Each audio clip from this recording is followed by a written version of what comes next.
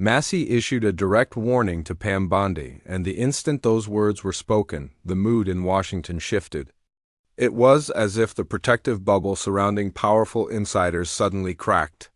You could sense the tension in the room change, as people who once believed they were untouchable began to realize that their cover might finally fail. When a sitting member of Congress openly signals a willingness to expose a long-buried, secret one, Washington has guarded for years, a secret capable of shaking institutions, destroying reputations, and revealing who was shielded behind closed doors, this stops being ordinary politics and becomes something far more serious. Massie made it clear that the Speaker had effectively decided to create a new category of people deserving protection. In his view, this meant shielding wealthy men who traveled on private jets to what has been described as a rape island from accusations by labeling them as unfounded. But that, Massie argued, is the core problem. Some of the men who would be protected under the Speaker's proposed changes have never even been investigated, despite facing credible allegations of rape and sexual abuse. Because of that, Massie warned that the Senate would be reckless to alter the bill in the way Speaker Johnson was demanding. When asked why the Speaker ultimately changed his position and voted the way he did, Massie pointed to two main reasons. First, he said Donald Trump told him to do it, and this Speaker of the House, in Massie's view, consistently follows Trump's direction. Second, Massie believes both Trump and the Speaker realized they were pushing Republican lawmakers into a politically dangerous position that could cost them their majority. For neither the Speaker nor the former president, that outcome would have been acceptable, making the decision a purely political calculation. The sudden reversal left many observers stunned. One moment, the bill appeared dead on arrival, with expectations of a Senate rejection or even a veto. The next, it was fast-tracked and passed the House with an overwhelming, nearly unanimous vote, possibly on its way to becoming law within hours. Massie explained that this dramatic turnaround happened because three Republican women, Lauren Boebert, Nancy Mace, and Marjorie Taylor Greene, refused to back down. Leadership had hoped they could pressure these lawmakers into removing their names from the petition, but those efforts failed. Faced with the potential political fallout, the Speaker changed course. According to Massie, the pressure came directly from the Republican base. He emphasized that roughly 80% of Republicans supported releasing the files, while the remaining 20% simply didn't care. No one, he noted, was openly arguing against releasing them. On top of that, releasing the files had been a campaign promise. In the end, Massie believes both the Speaker and Trump realized that siding against transparency, especially on an issue involving alleged pedophiles and rapists, could seriously endanger their hold on power. Still, concerns remain about whether the files will actually be released. Officials could claim the investigation is ongoing and delay disclosure. For now, Massie says they have chosen to rip the Band-Aid off, and he hopes that same momentum continues in the Senate and the White House. He insists the public will know the Epstein files have truly been released only when people start going to prison. Until then, justice has not been served.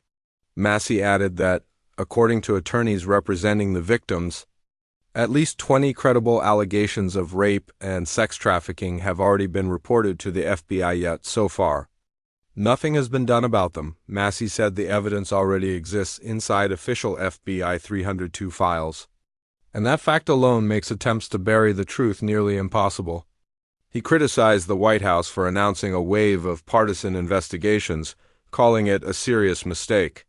From the beginning, he argued, this was never supposed to be a partisan fight. Turning it into one only raises concerns that the real goal might be to fragment information into separate investigative silos, structures that conveniently block public release. Even so, Massie made one thing clear: no matter how many investigations are launched, there is no realistic way to hide crimes committed against thousands of victims. According to Massie, once the president signs the bill, the names of wealthy and powerful men will come out. At that point, he warned, the Department of Justice and the FBI would face criminal liability if they failed to release the files. This would not be a request or a subpoena that agencies could delay or ignore. It would be federal law. He emphasized how difficult it has been to reach this point, forcing a discharge petition through the House, pushing the bill through the Senate, and then securing a presidential signature. While that process is not yet complete, Massie stressed that once it is, there will be no legal ambiguity. Compliance would be mandatory. When asked whether he was truly confident the documents would eventually be released even if the president attempted to resist, Massie answered without hesitation that he was confident. He explained that lawmakers already know some of the names involved, even if he did not list them at that moment. He then pointed out the most extreme option available, reading the names aloud on the House floor. That possibility exists, he said, but it should not be the preferred route. The responsibility belongs to the FBI to release the names properly and officially. Pressed further on whether he would actually take that step if the DOJ or FBI refused to act, Massie confirmed that he would. He said Marjorie Taylor Greene would do it, other Republicans would do it, even some Democrats would do it. Still, he emphasized that this would be a last resort, only after every other path had been blocked. So far, he said, progress has been made through barriers, over obstacles, and against resistance, and the effort is still moving forward. As for timing, Massie refused to impose a deadline. He noted that the victims have already waited years, even decades, for justice. In his view, the timeline should center on them, not political convenience. With that, the interview closed, but the warning remained. What viewers were witnessing, in Massie's own words, was a fuse slowly burning. He made that unmistakably clear when he raised the possibility of doing the unthinkable, standing on the House floor and reading the Epstein client list into the congressional record. Name by name. No redactions. No edits. No illegal legal team stepping in to block it. Just direct exposure, permanently preserved in an official government record that cannot be erased or rewritten. That single statement shifted everything. The House floor is not cable news, not social media, and not rumor or speculation. It is a formal government proceeding. Once words are entered into that record, they cannot be taken back. If Massie were bluffing, he would never have said it so openly.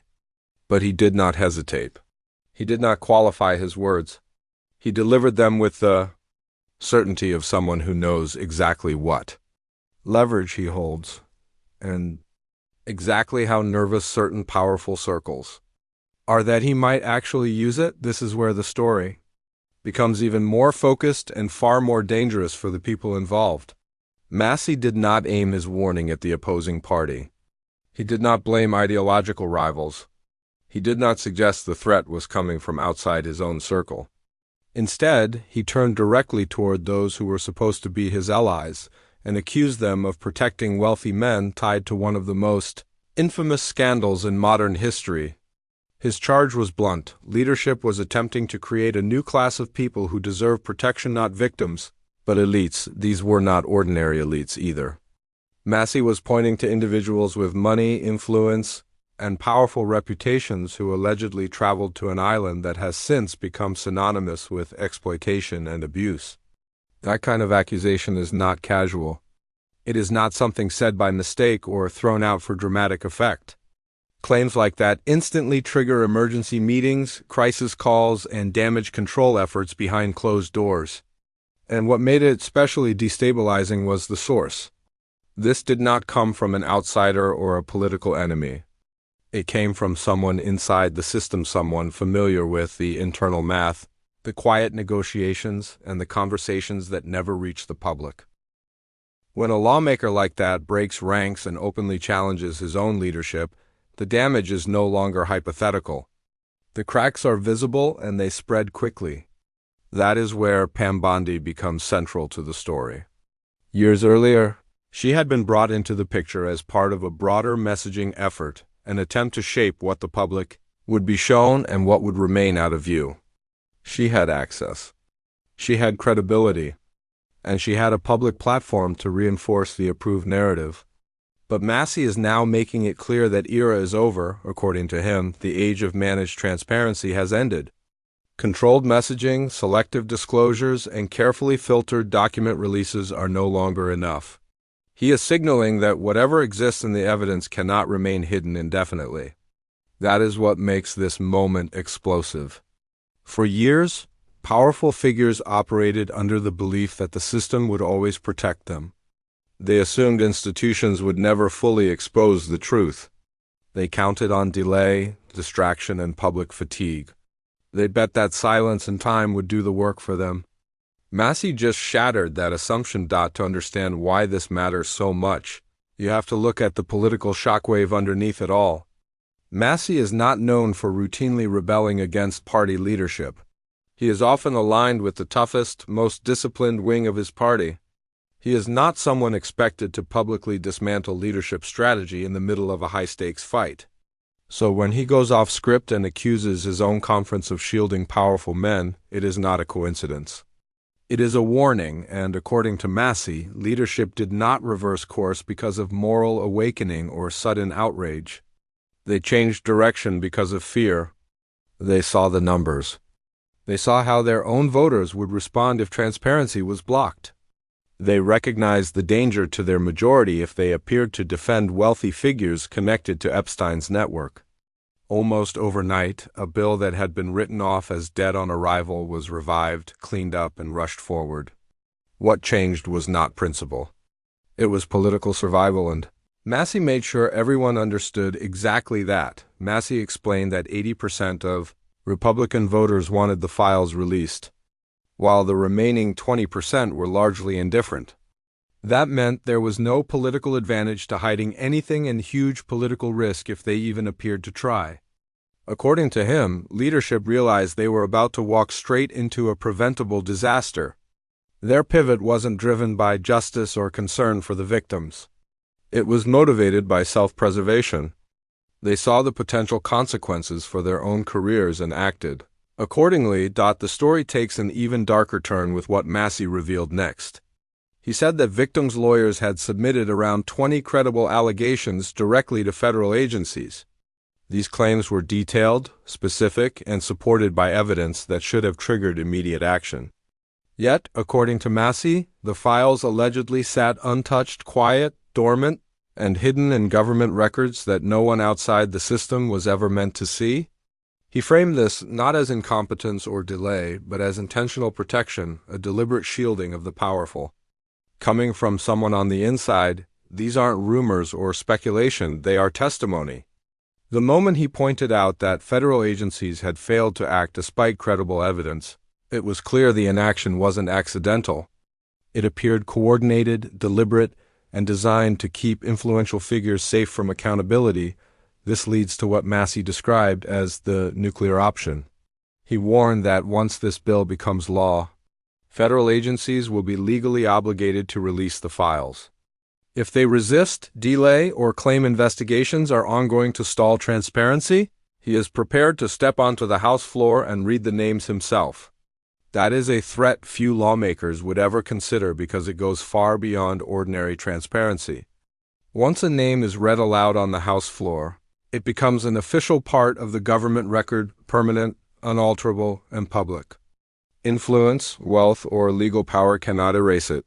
For anyone who relied on secrecy to protect themselves, that scenario is a nightmare, and Massie knows it. He also emphasized that he would not be acting alone. Several members, even those who don't typically align with him, have indicated they would stand with him if it comes to that. This is no longer one lawmaker making noise. It is a growing faction willing to force the system's hand. Now the administration faces a nearly impossible choice: comply and release years of hidden information, sparking a political firestorm, or resist and give Massie the justification to publicly expose the names himself. That is what makes this situation so dangerous for Washington. This is not a typical partisan fight nor a simple blame game. It is an internal conflict, unfolding publicly, already gaining attention, and revolving around one of the most sensitive and high-profile cases in modern American history. No matter what the administration does, the consequences will be enormous. Because at its core, this fight is not just about a list of names.